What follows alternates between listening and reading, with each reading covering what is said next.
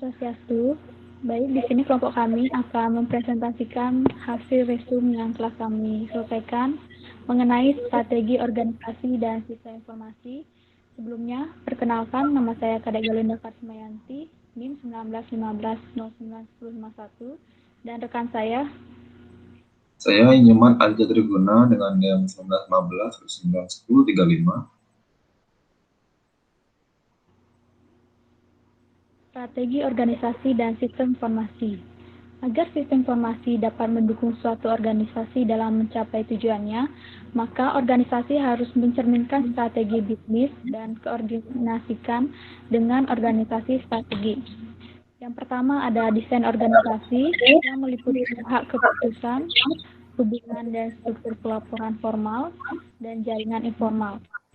Yang kedua ada sistem pengendalian manajemen yang meliputi perencanaan, pengumpulan data, ukuran kerja,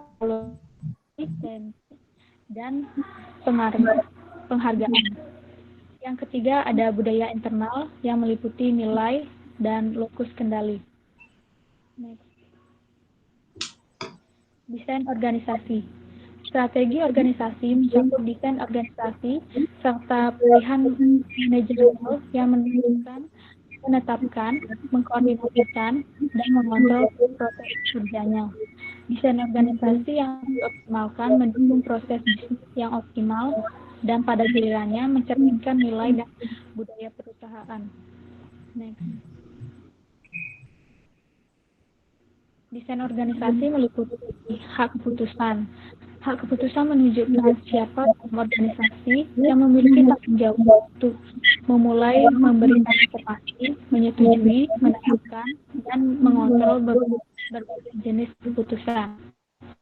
Organisasi adalah segalanya tentang memastikan bahwa hak keputusan diberikan dengan benar dan tercermin dalam struktur laporan formal hubungan. Next. Yang kedua ada hubungan pelaporan dan struktur organisasi. Struktur organisasi adalah elemen desain yang memastikan bahwa hak keputusan dialokasikan dengan benar.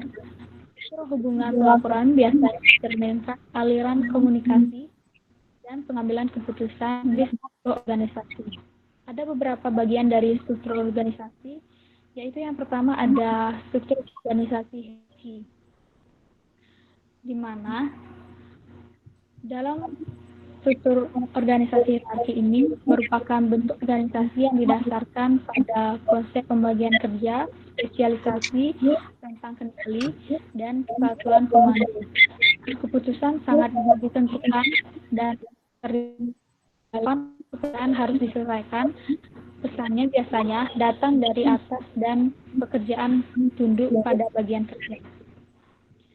Yang kedua ada struktur organisasi dasar, yaitu dalam organisasi dasar, setiap orang melakukan apapun perlu dilakukan untuk menjalankan bisnis. Hanya ada sedikit manajemen menengah karena organisasi dasar dapat merespon dengan cepat lingkungan yang dinamis dan tidak pasti. Kemudian yang ketiga ada struktur organisasi matriks, yaitu memungkinkan organisasi untuk konsentrasi pada fungsi dan tujuan.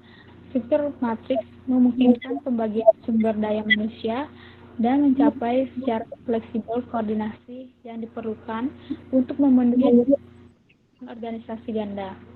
Misalnya seperti jualan pramuniaga akan dimasukkan ke dalam sistem informasi dan muncul semua manajer yang dia lakukan. Kemudian ada struktur organisasi jaringan. Struktur organisasi jaringan adalah mereka yang mengandalkan hak keputusan yang sangat terdesentralisasi dan memanfaatkan sistem informasi dan komunikasi yang didistribusikan untuk menggantikan kontrol hierarki yang tidak fleksibel dengan kontrol yang berbasis di information system. Dan yang terakhir ada struktur organisasi lainnya.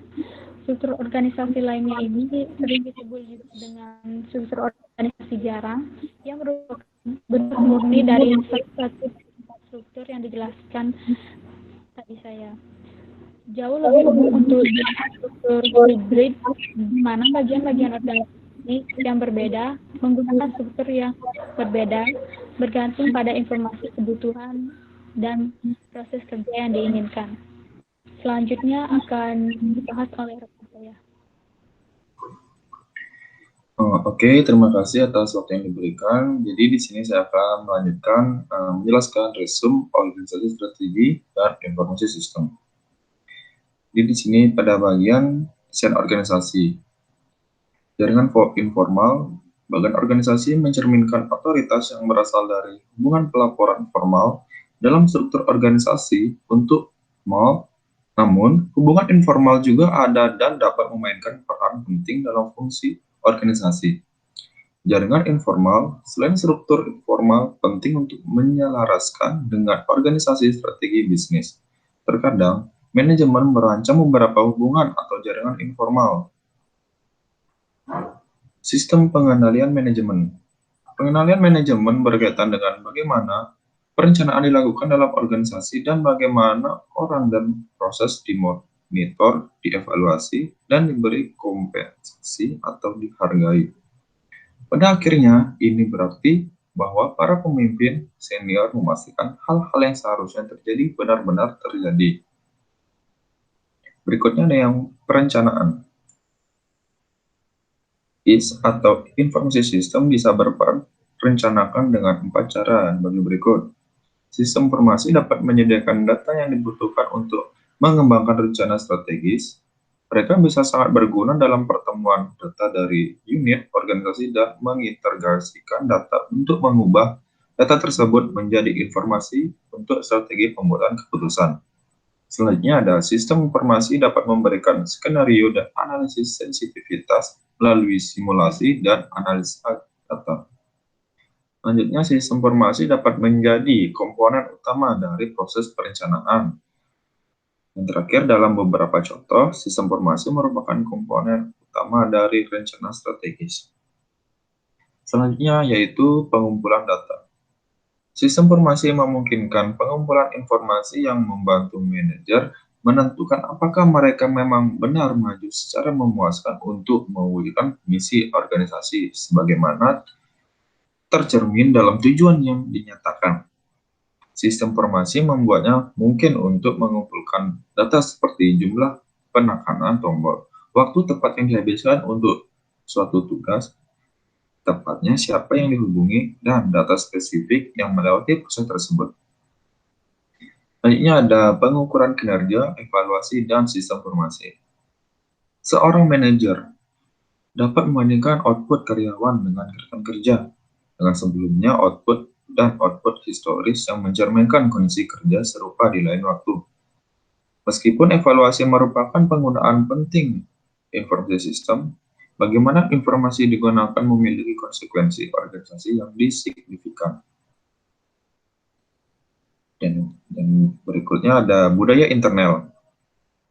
Budaya internal. Budaya didefinisikan sebagai himpunan nilai bersama dan keyakinan yang dianut suatu kelompok dan yang menentukan bagaimana kelompok memandang, berpikir tentang, dan bereaksi secara tepat lingkungannya yang beragam. Budaya internal memiliki nilai-nilai yang dianut.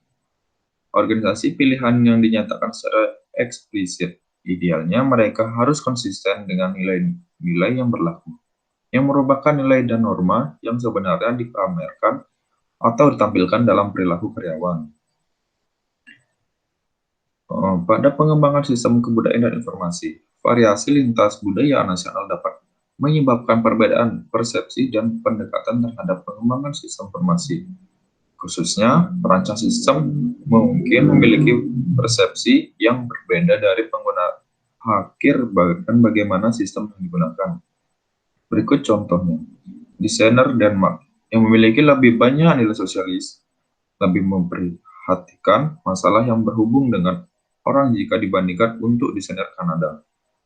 Dengan nilai kapitalis yang lebih, budaya nasional juga dapat mempengaruhi persepsi risiko proyek dan perilaku manajemen risiko. Oke, waktu saya berikan kembali kepada rekan saya. Baik, sekian presentasi yang dari kelompok kami lakukan. Terima kasih dan selamat siang.